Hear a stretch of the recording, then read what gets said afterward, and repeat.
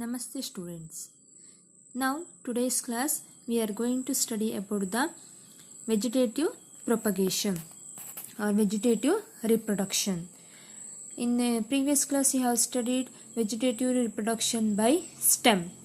In today's class we are going to study about vegetative reproduction by leaf, root, as well as we are going to study about the advantages of this vegetative propagation and disadvantages of this vegetative propagation, as well as artificial vegetative propagation, that are cutting, layering, grafting, as well as the tissue culture. Now we are going to study about vegetative reproduction by leaf.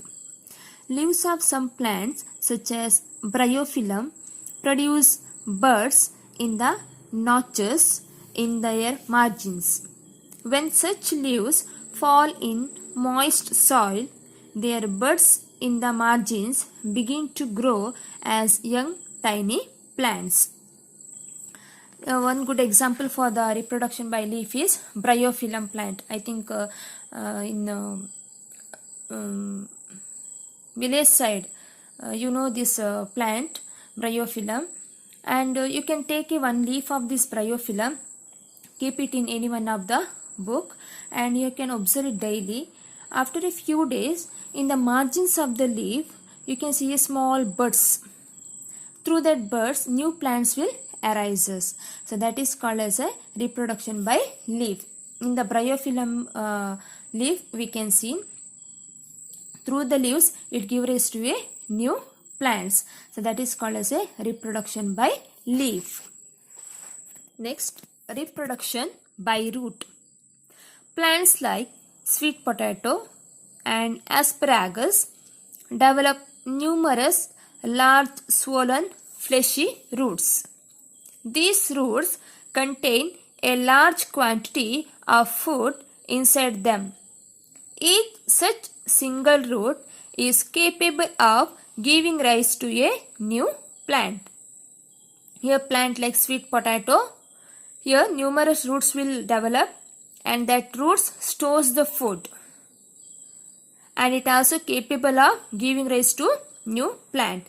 What we are consuming the sweet potato, it is nothing but is a root of the plant.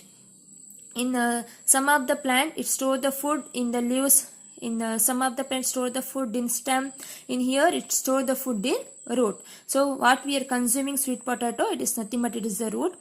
It is also capable of giving rise to new plant.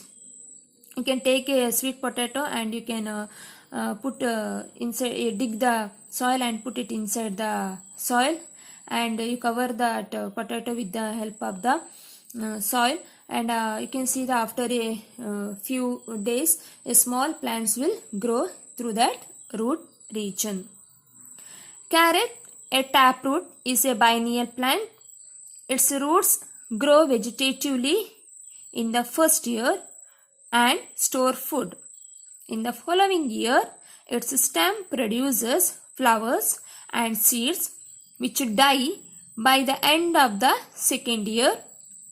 Buds produced at the base of the old stem just above the taproot are meant for vegetative propagation. Here another good example, carrot, even radish also. Here in the root there are two types are there. One is a taproot and is a fibrous root. Here carrot, it is a conical in shape, so it is a taproot.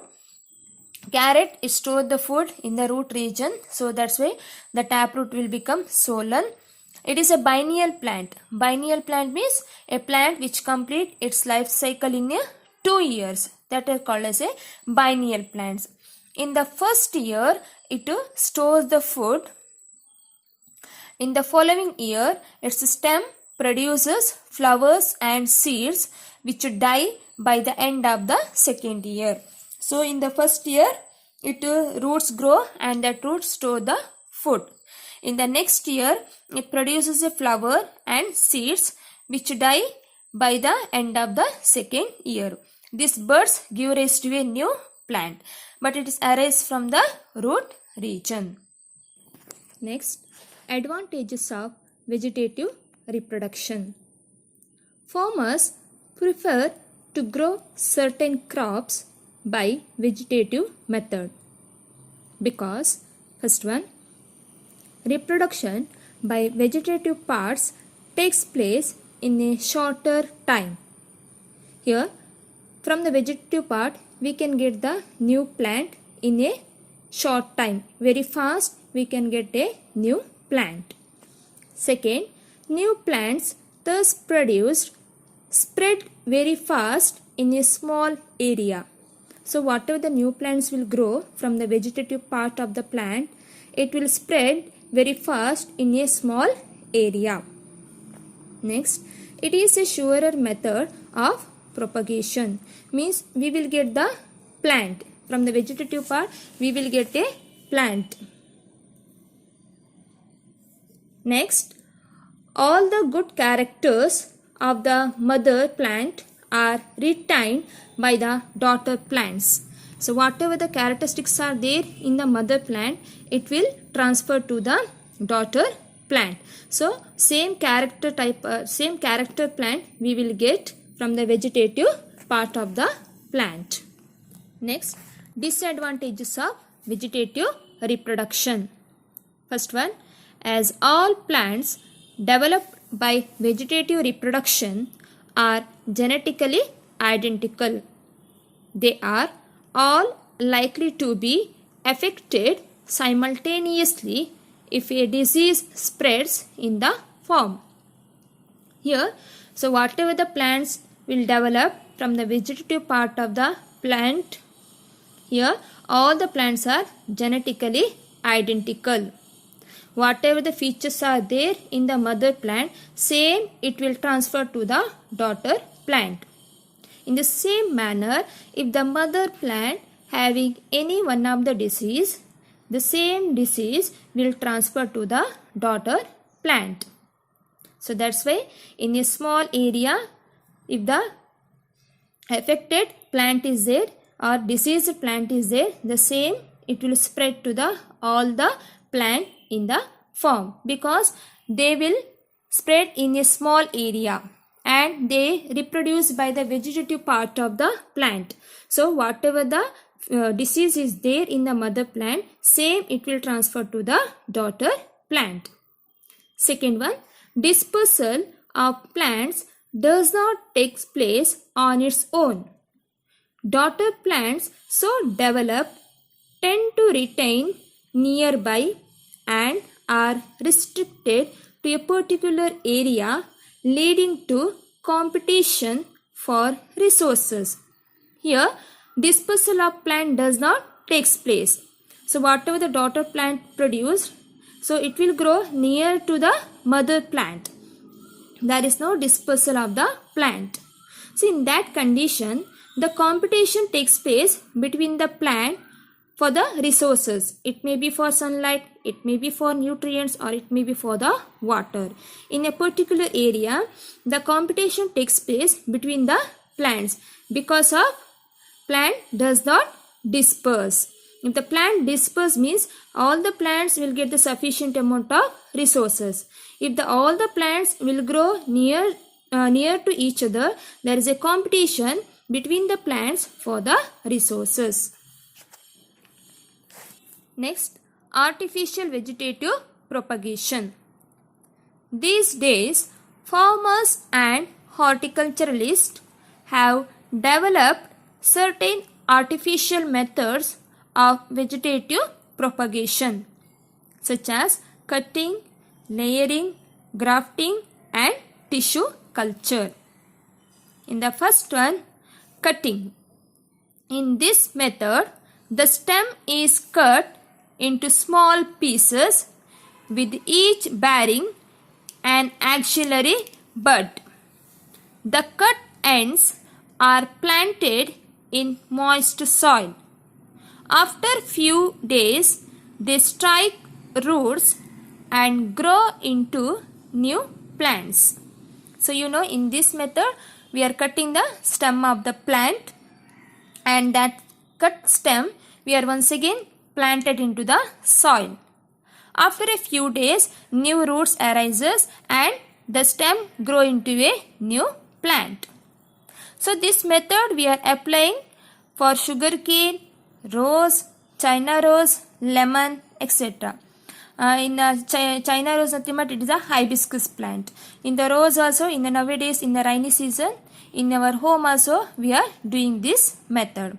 So we are cutting the stem of the sugarcane, and the cut stem we can put it in the soil, so it gives rise to a new plant. Even rose also, China rose also, this method we are following. Second method, layering. In this method, a portion of one of the lower branches of the plant with an axillary bud at the node is bent down to the ground so that it touches the soil.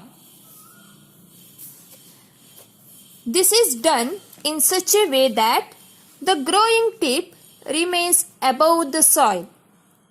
New roots arise where the branch is in contact with the soil. It is then separated from the parent plant. In this way, a new plant is produced in a few weeks. So in this method, so you have to bend one of the branch of the plant. After bending, you have to cover that bent region with the help of the soil. But its tip remains above the soil region. After a few weeks, so whatever we covered the soil in the branch, bent branch, from that new roots will arise, and the tip which is above the soil region, it to grow into a new plant. So you can cut that branch later, or you can leave as it is. But from the bent branch, we will get the new plant. So that is called as a layering. But we can do this method, so which are the plant having a little bit soft branch. Because if hard branch means if you bend, it may cut. If the soft means we can bend it very easily. So this method we can apply for cherry, jasmine, as well as the grape vines. In jasmine in your home you can try it, because its branch is very soft, we can bend.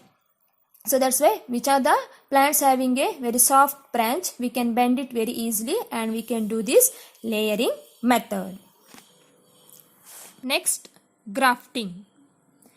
In this method, a part of one plant with a desired quality is cut and inserted into the stem of another plant of the same or related species. The short piece that is attached contains several buds and is called the scion. The plant receiving the scion is called the stalk. The stalk is fixed to the soil by its root system. At the junction of graft, cambium layers of the stalk and the scion must come into very close contact so that growth may continue. The grafted points are then bound together with the tape, and the joint is covered with wax to prevent dehydration and is protected from any bacterial infection. In a few days, the new cells develop and a new plant grows. So here in the grafting method, you have to select a part of the plant. Here the one part which contains the buds, that part acts as a scion. Another part which receives the scion, that is called as a stalk. The stalk, it should be fixed to the soil. The stalk receives the scion. Scion nothing but it is the piece of or part of the stem which contains the several buds. Here stalk and scion, you have to fix each other. After fixing, you have to cover that point with the help of the tape. and that joint is covered with the wax because to prevent dehydration as well as to protect from the bacterial infection.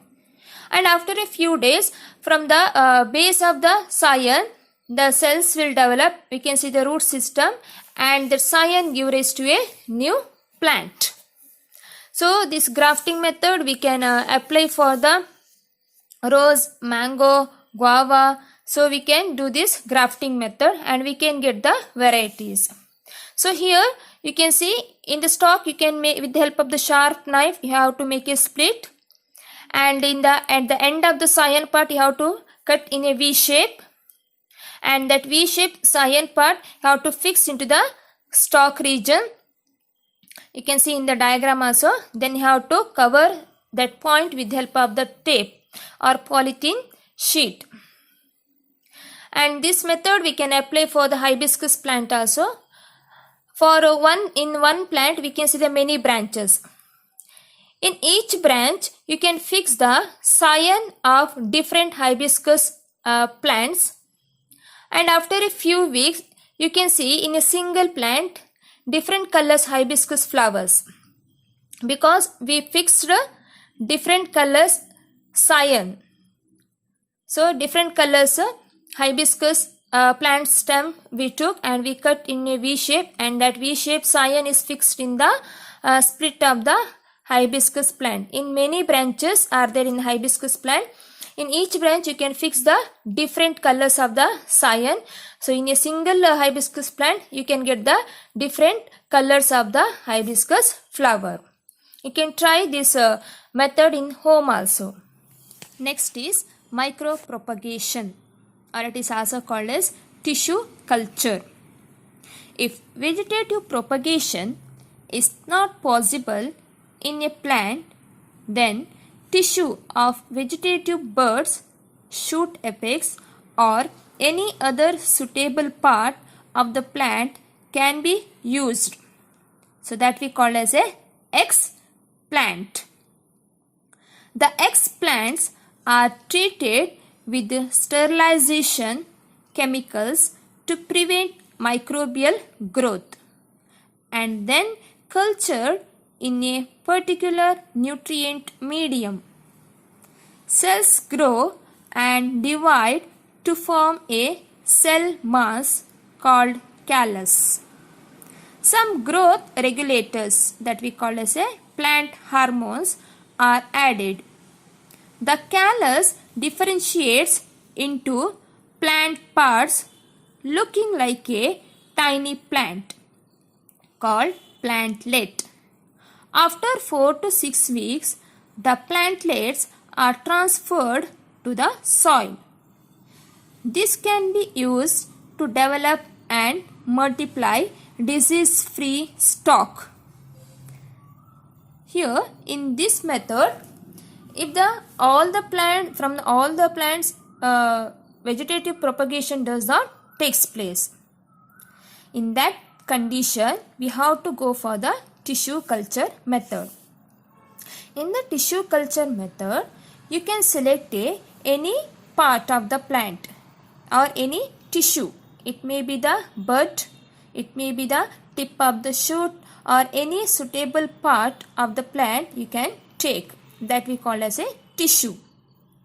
Here, and that whatever the part we are taking for the tissue culture, that part we call as a explant. That explant contains the tissues. Now, this explant now sterilize with the help of the chemicals.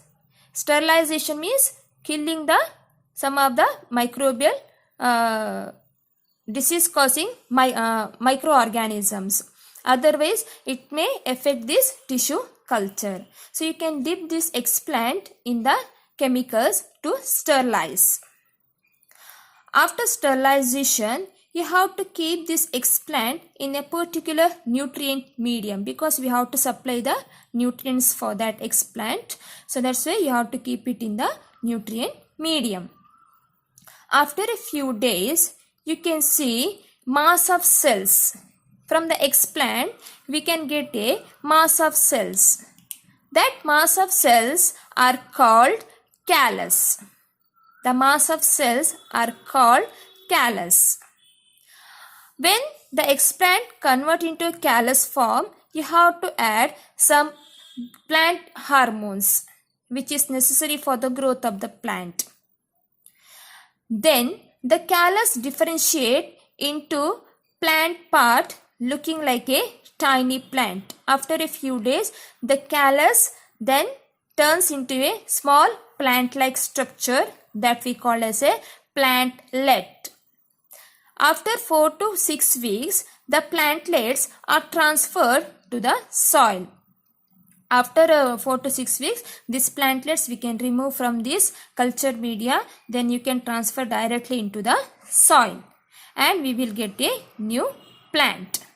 So this method is called micropropagation or tissue culture.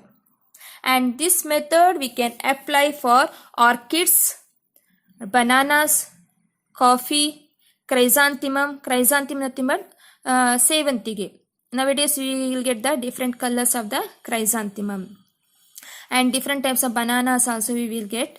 So from this method we can get these different types of bananas, coffee, orchids as well as the chrysanthemum plant we can do. Next, benefits of plant tissue culture technique or advantages of tissue culture. First one, it provides rapid propagation of identical individuals. This technique is very productive for superior varieties. From this method we can get a same type of individual within a short time. And this method we can apply for superior varieties of the plant also. Next, it is very useful in cases where seeds are dormant. The embryo in these seeds can be cultured and micropropagated. So here in case of seed dormancy means seed will undergo in a resting stage and they are not showing any germination. So that is called as a seed dormancy. So in that condition, the embryo of this seed can be cultured and we can get a new plant. So when the seeds are in dormant condition, in that condition, embryo of the seed we can take and we can do tissue culture technique and we will get the new plant. Next, limitations of tissue culture. First one, it requires a lot of scientific expertise. Here we can this method, those who are expert in that tissue culture, they can do this method. We can't do this method. So expertise required. Because for this tissue culture the separate conditions are required. So that's why expertise know how they can do and what are the conditions required. That's why it requires a lot of scientific expertise. Next, it cannot be applied to all cases. Yes, we cannot do this method in all the cases. Next, it is not easily applicable in remote agricultural areas. Yeah, we can do this method only in a city side because all the things are available very easily in the city side.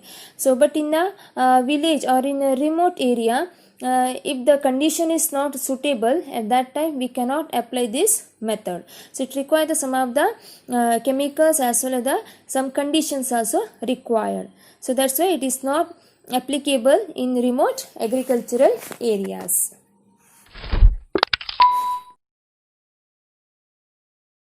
Artificial vegetative propagation. A number of artificial methods are used to propagate plants in agriculture and horticulture. Some of these methods are layering, cutting, grafting, and tissue culture. Let us discuss about these methods. Layering. In this method, a lower branch of a plant is bent down close to the ground and covered with moist earth in such a way that its growing tip remains above the soil surface. After a few days, the covered portion of the stem usually produces adventitious roots. The rooted branch is then cut and grown as an independent plant. This method is used to propagate plants such as jasmine, and it occurs naturally in black raspberries. Cutting. For cutting, we have to select a healthy young branch with a few nodes and internodes. Then cut off the branch and remove most of its leaves. Now the cut end is stuck into some good moist soil. Look at the cutting after some days. We can see that it develops roots and grows into a new plant. This method is used to propagate plants like rose, sugarcane, and pineapple.